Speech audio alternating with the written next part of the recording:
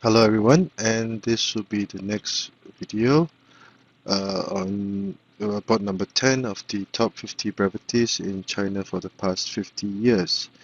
This was a series of bots that was chosen by the periodical Qi that was published at the beginning of this century. Okay, without further ado, let us go into this game. Uh, short a short introduction. Red was Grandmaster Liu Dianzhong, one of my favorite players. Black was Master Zhao Qingge from Liaoning, a Xiangqi expert from Liaoning province. He was also known for his very defiant play and has also authored several books, including a treatise on the horse opening and also a treatise on the opposite direction cannons. This match was played in the 1977 National Chinese Team Championships. Grandmaster Liu Dianzhong, as we know, hailed from Hebei province, and Master Zhao Qingge was representing the Liaoning team. So this match was also of particular importance because it helped to shape one of the most commonly played opening variations for the 5/7 cannons. And the date that the game was played was the 13th of September in 1977, and the venue was at Taiyuan in China. The opening was Red's 5/7 cannons with the third and 7-pawn Gambit versus the sandwich horse defense. Now, this, as mentioned earlier, is one of the slam games whereby uh, which affected the way the match was. This opening system would be played later on. So, without further ado,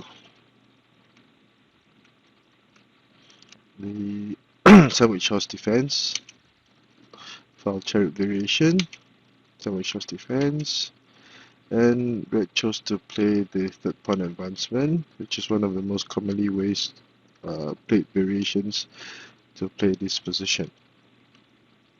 Black countered with p3+1. There are several other methods of countering which have been described in Webmaster Huronghua Sandwich Horse Defense Treatise. Now, a little bit of background knowledge. Grandmaster Liu Dianzhong is fondly known as the principal of the 5/7 cannons because he was very adept at the 5/7 cannons and devoted his life to learning about this opening system. Black developed the file chariot, and so far all these are considered to be orthodox moves. And this would be the beginning of the pawn gambit. Now, at this point in time, the opening has been defined. Red has chosen the 5/7 cannons with a double pawn gambit as shown here. Now, this might be contrary to the principles that are used in international chess because pawns are seldom sacrificed, and so blatantly in this manner, it's very rare. Now, this was the way that this variation was played back then, and it is one of the most commonly used options for red. Generally speaking, red would have the advantage if this variation were played. Now, in this situation, black chose to offer an exchange of chariots and chose to ignore the pawn that was going to cross the river. It would go against conventional wisdom, but Master Zhao Qingge was especially known for his defiant style. So he never backed down, and uh, this was one of the games that proved his mettle. Usually, p7+1 is played, and the following moves would be the orthodox variation, which is a little bit complicated. So if p7+1 were played, after sacrificing the pawns, red would get to control the riverbank with his chariot and put black into a dilemma whether he should want to protect the pawn or not. So if h2 equals to 3 were played, Um,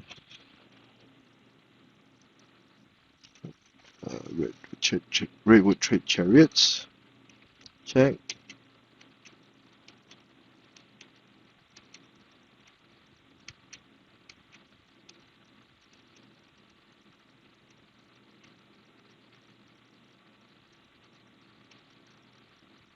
Uh, Red would usually choose to continue with R7 plus 5 to capture the black elephant, or play R7 minus 1 to capture the black cannon.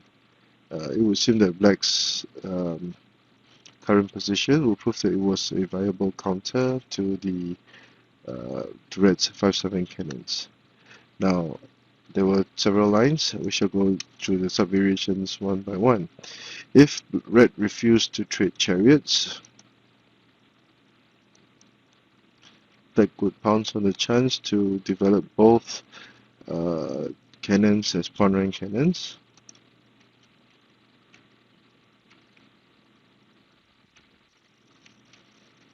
And black would still have a very playable game. So, uh, refusing to trade chariots would not seem to be an ideal situation either. Now, instead of h2 plus 3, if p3 equals to 2 were played so that the pawn will now protect the cannon, what would happen? One usual line would be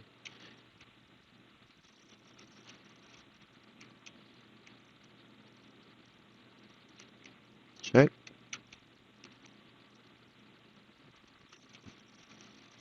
and red would have the advantage because red would now threaten to gain material by capturing the black horse. If the black elephant did not capture the red horse, red could go for the elbow horse, go for the elbow horse check and capture the black chariot, thus giving red a very big advantage in the situation. So p3 equals to 2 would not seem to be viable. p7 plus 1, what about this variation?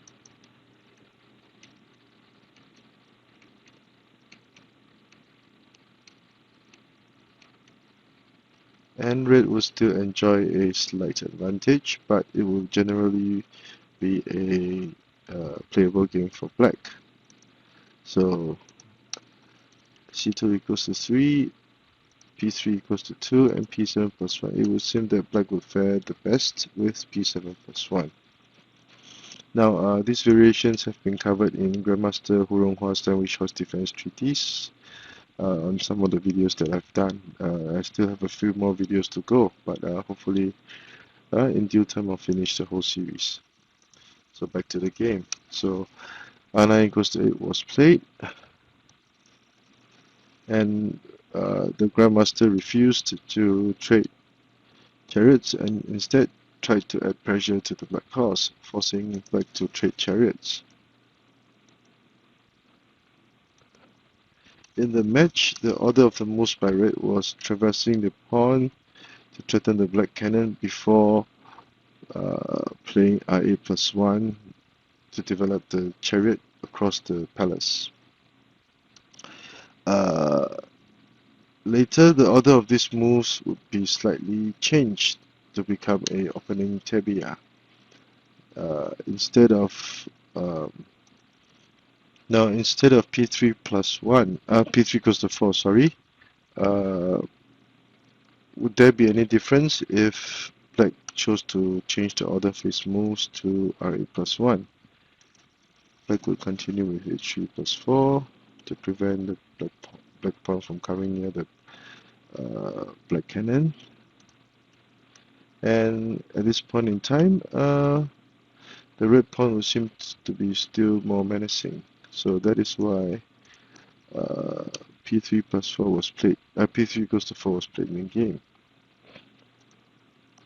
Black chose to play a6 equals to 8, and red chose to develop his chariot as planned.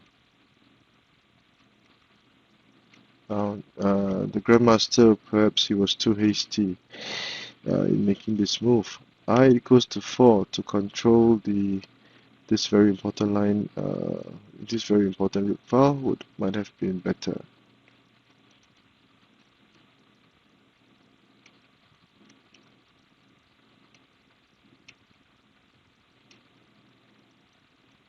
Now, traversing the cannon was to threaten to checkmate with c3 plus 7. Now, black chose to prevent this checkmate in this manner.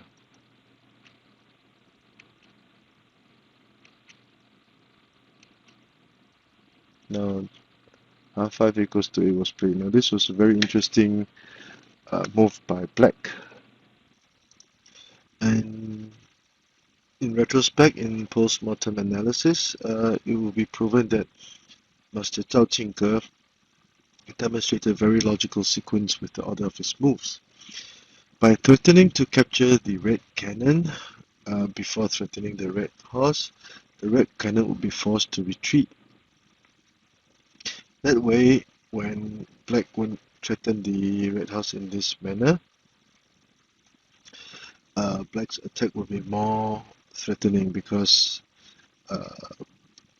red would now be unable to link his elephants at the central file, thus diminishing the effects of uh, the red attack. The red defense. So after r5 equals to 8 was played, the Grandmaster continued with r4 plus 3, and black delivered a check with c2 equals to 5.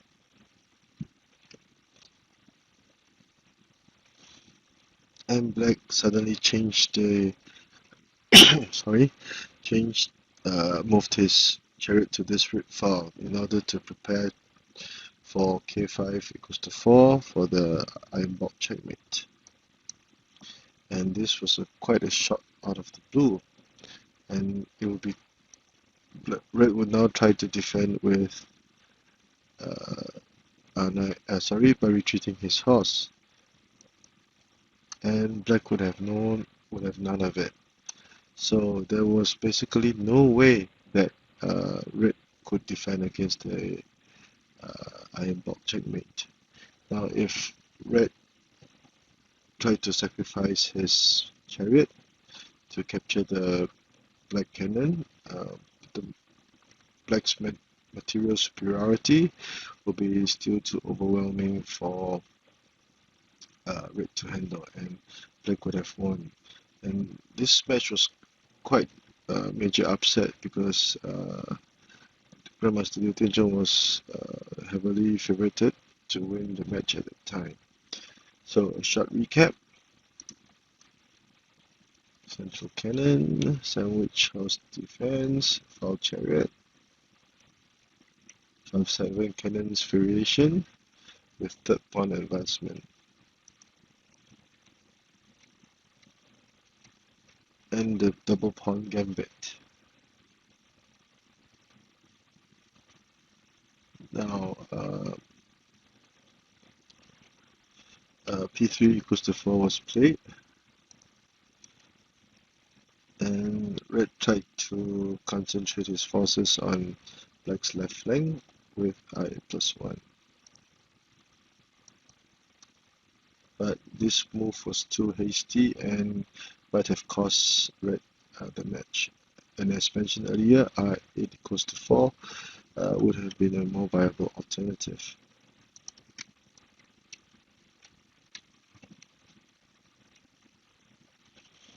And again, red tried to go for the smothered cannon checkmate, which black defended very nicely.